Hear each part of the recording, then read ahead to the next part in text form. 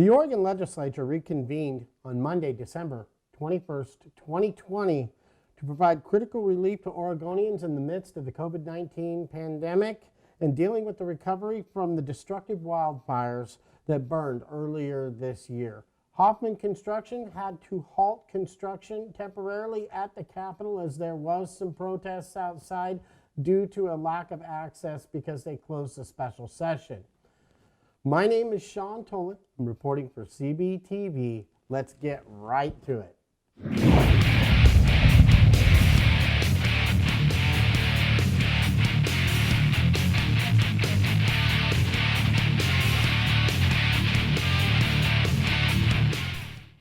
Sean Tolan with CBTV. That is Construction Business Television, your local Portland construction business news resource. On Monday, December 21st, 2020, the Oregon legislature convened for the final session of the year. That is the third special session, and there was a number of protests that went on there. I talked earlier about how Hoffman Construction had to temporarily halt construction at the Capitol because business owners were upset due to the COVID-19 closures, and they were upset that there was no access to the Capitol. But I want to get into a little bit about what were they doing in there, because that was a closed session. They were working on legislation and passed legislation that included the extension of the eviction moratorium and the creation of a $200 million fund to support small landlords and tenants. They also passed Senate Bill 1801 that allows restaurants and bars to serve cocktails to go. House Bill 4402 was legislation to incentivize schools, administrators, and teachers to follow health directives and best practices. But what we're here to talk to you about today is Senate Bill 5731, which actually passed and was signed by the governor, and that provided $600 million to support additional COVID-19 recovery issues and wildfire recovery funding that will allow builders to come back in, rebuild homes that were burned out. They're able to harvest logs, they're able to harvest materials, and all of that burnout lumber can be used for cabinetry, fixtures. I have a neighbor that is currently making about $10,000 a month loading logs onto trucks, just loading logs. And so this affects the supply chain in the industry, and then having these funds to go forward to go in and help these areas recover is going to be very important to the construction business as we go forward. There is a lot of money on the line here, folks, with $600 million. There is a contact for more information on SB 5731 and all of the other bills passed. His name is Aaron Fiedler. It is AARON-FIEDLER. His number is 503-986-1904. Now, I'm getting this information off of the state of Oregon legislature's website. I will provide a description, a link in the description below. Also, I will provide an email address where you can contact Aaron to find out more about this information. So let's go ahead and dive a little bit deeper, and I want to go ahead and share with you some of the statements from the legislators as they were coming together to convene and what their rationale is for a lot of this. One of the legislators was quoted as saying, the legislature will take up all of this legislation that they're taking up next week are critically important for Oregonians and must get done, said House Majority Leader Barbara Smith Warner, Democrat out of Portland. And there's so much more to do, she said. The legislator must take these up in the coming months to support frontline workers, struggling families, and ensure our state is better prepared to respond to emergencies. Representative Paul Evans and Representative Nancy Nathanson drafted legislative concepts to establish a permanent stockpile of personal protective equipment in the state and additional COVID-19 testing. This is very important because businesses are being asked to do contact tracing. There have been a number of different reports on the construction industry that have come out, and they were trying to look at whether or not these essential businesses are spreading COVID-19 further. And there is a debate as to whether people are bringing it from outside of work and then bringing it to the job site, or is it being spread at the job site and sent out there? That is an entirely different issue than what we're talking about today. It is connected. We will be talking about that in a future report. So we're really excited to bring you a lot of this critical news and information that matters to you as the construction contractors here in the local region.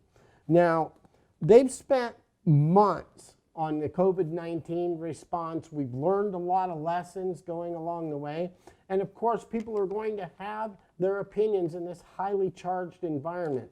But what we want to focus on right now is your ability to take advantage of this situation. We're all in a tough situation, but if you can go in and access some of these funds, help grow your construction business, and get in on some of the projects as we rebuild, then you're going to benefit as a contractor. According to Representative Alyssa Kenny, Democrat of Portland, they have worked with taxpayers, advocates, and colleagues to close the tax loopholes created by the CARES Act that overwhelmingly benefit the wealthiest Oregonians and largest corporations, according to their press release right here that I got right off their website. Oregon automatically connects to the federal tax code. So they say if the legislature doesn't disconnect, the cost to state revenue is estimated to be well over $100 million next year, when Oregon, they say, desperately needs the revenue to climb out of the recession. Now, this disconnect from the CARES Act, I'd be interested in hearing from the contractors on this, and definitely chime in the comments below, because this may not affect the small contractor nearly as much as it does companies like Hoffman and Anderson Construction and Sierra Construction, some of the bigger outfits in our area, because they may possibly lose tax breaks that they were enjoying under the CARES Act. So that's going to be an important piece of legislation coming up. Also, there is a key Republican legislator that has talked about introducing bills into the 2021 legislative session that will make it easier for people to rebuild. It will relax some restrictions. If there was an old barn and it was built down by the river before the building codes changed, you'll be able to raise that barn back up again. So there is definitely a movement within the state legislature with some key members to go ahead and make it easier for you, the contractor, to come in and help these families recover and rebuild as we begin to move past the wildlife and recovery and the wildfire destruction that took place over the last summer. And we actually saw millions and millions of acres destroyed, lots of homes and structures. And so I want to get into the statistics on that a little bit right now. Before we go into those statistics, though, the Senate Republican leader on the Republican side, Fred Garber, released two bills for the 2021 long session at the request of Marion and Linn counties that provide common sense relief to victims of the devastating wildfires last summer, according to their report. Senator Garber issued this statement. As it currently stands, Oregonians who are still reeling from the wildfires are required to pay full property taxes for homes or structures that were destroyed. My proposed legislation delays and reduces property tax payments, a common sense fix because Oregonians should focus on the resources and the process of rebuilding. The second concept directs counties to allow restoration or replacement of homes, farms, or other structures that may be non-conforming to current county building standards. For example, the barn by the river that I talked to you about earlier could be restored in the same location. On a more personal level, Senator Garber states, the communities near me and in my district suffered staggering losses from the fires. I'm dedicated to advocating for wildfire victim relief in the upcoming long session. Now here's those statistics I promised you. In 2015, there were 60 homes burned due to wildfires in Oregon. 2016, 1. And the numbers stay in the teens from there on out. But in 2020, over 4,009 homes burned due to the and buildings and structures burned due to the wildfires. And whether they were by downed power lines, arson, no matter what the case is, the damage was extensive. It was all the way through stunning number of Oregon towns, all the way from Santiam Canyon to southern Oregon, the Oregon coast, to the Clackamas River. The damage was widespread. And the damage even reached Senator Fred Garber's home. And I think it's important that we follow this 2021 legislation that's coming up. There's a lot more to dive into here, folks. There's going to be a lot of money, nearly $1 billion handed down as we rebuild the state. And so when this legislation comes on the table, this is going to matter to a lot of construction contractors and those folks in the building trades, as well as the homeowners, the community, job seekers out there. If you're going to be wanting to keep an eye on this so that you can look at the opportunities that are out there.